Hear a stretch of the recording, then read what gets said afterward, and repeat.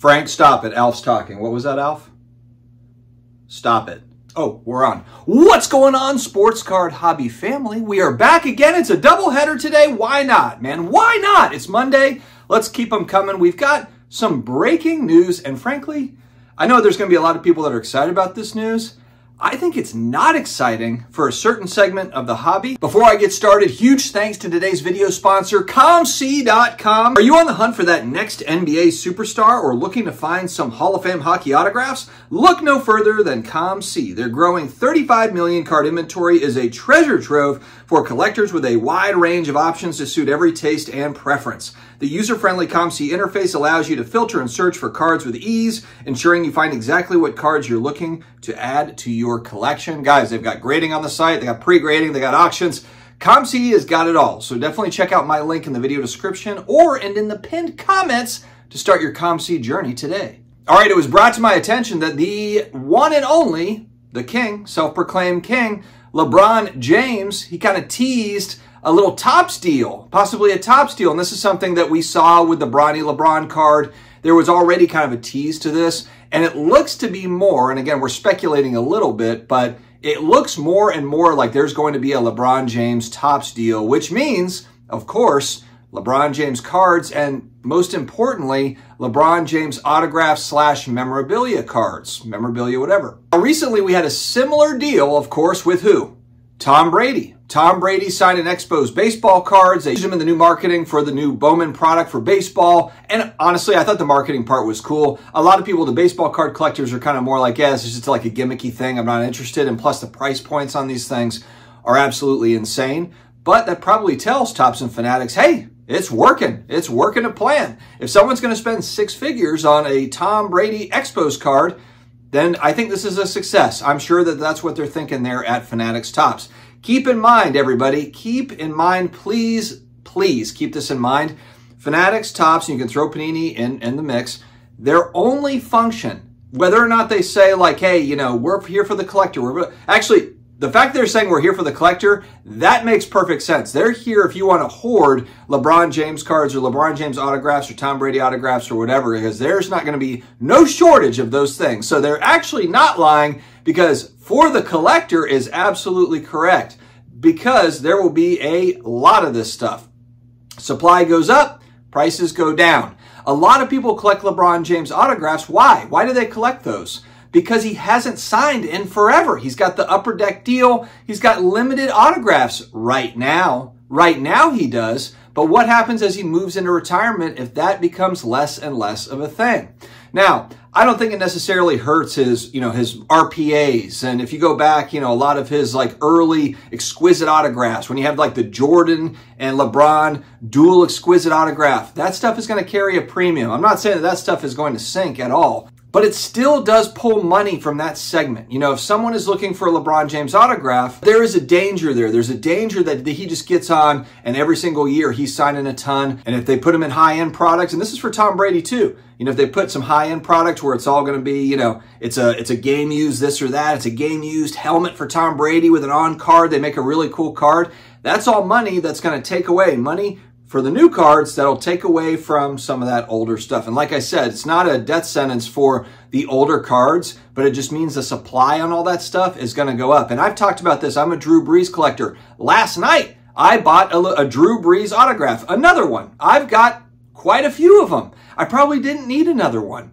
But what happened was it was an exquisite autograph, 2007 exquisite. I'll throw up a picture here. It's got a little bit of edge wear on the top. It's got a little bit of edge damage, we'll say. And so it's not a 9. It's not, I'm hoping it's going to be an 8. I'm going to shoot it off to SGC. I'm hoping it'll get an 8 as far as the card grade. The autograph looks really nice. I think it's a 10 auto grade.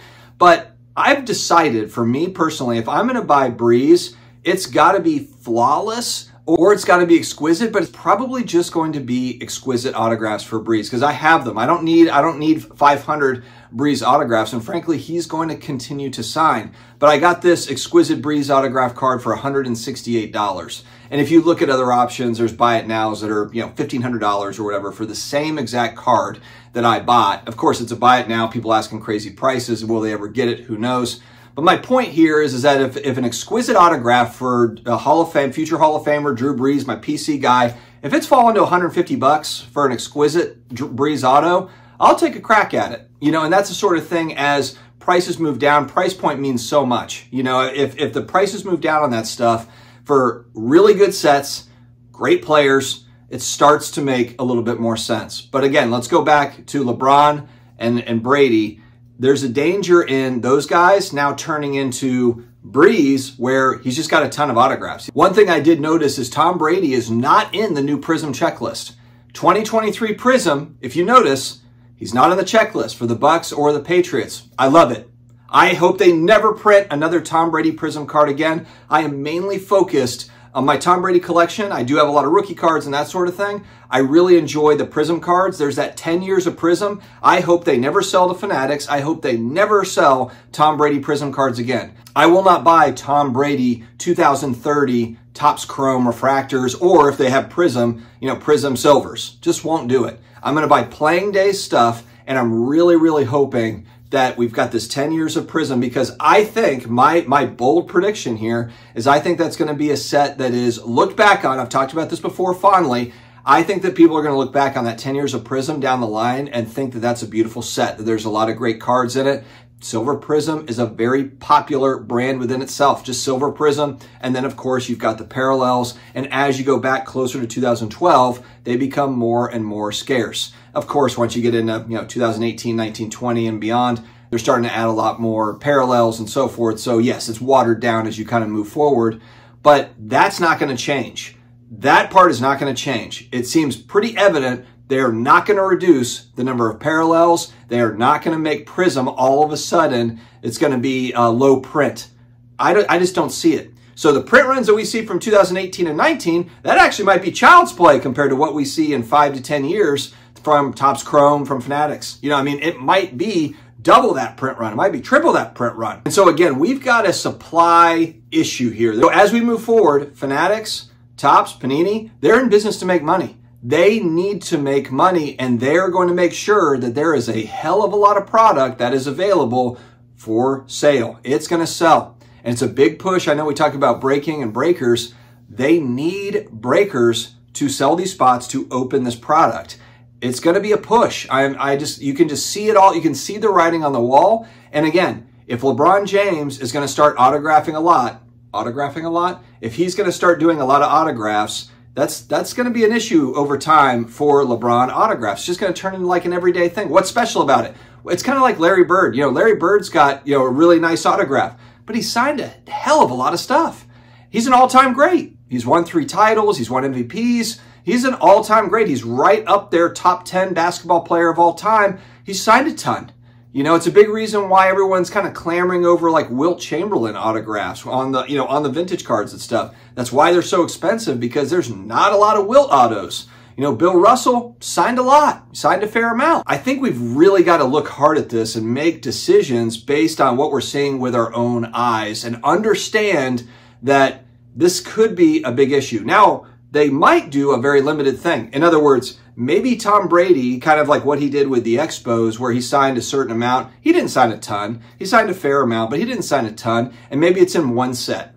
Okay, fine. But what if Tom Brady is signing for Topps Chrome? What if he's signing for Topps Definitive Football or whatever that's going to be, whatever the premium sets for Topps are going to be? What if he's signing in all those sets? LeBron James, all of a sudden, Topps has got basketball. Topps Chrome autographs. Like, it could get really, really saturated, and it might just be like, meh, like what is actually special? Some might argue, though, that with that added supply, people get tired of that new supply, and it sheds more of a light, puts more of a light on the old supply of autographs and game use stuff, going back to the old Upper Deck stuff, and maybe that's more cherished over time. I think it will be anyway, but some would argue, hey, these are two different things. You're talking about early autograph, Upper Deck autographs. People are going to really have nostalgia for that, and that new supply won't affect it. We'll have to see. I guess we'll just have to see. The way I'm looking at it is I think that if there's only so many hobby dollars, I think that money from the new stuff is going to pull away from the older stuff. That is what I think. And I also think that Topps is going to bend over backwards to make these really nice cards. That's just my opinion. I don't know if that's going to be the case or not, but it's kind of like what I said. It's like those high-end Topps products, those basketball products that will eventually come out here in a few years. if they've got LeBron James stuff in it, they are going to command a lot of money. And so how do Tom Brady autograph collectors now currently and LeBron James autograph collectors, how do they feel about this? I would think this is terrible news, but maybe they'll say like, doesn't affect it, dude. Doesn't affect me because my stuff is going to hold up just fine. And maybe you're right. That's all I've got, my friends. Stay healthy, stay awesome, and I will talk to you again later. Say bye, Alf.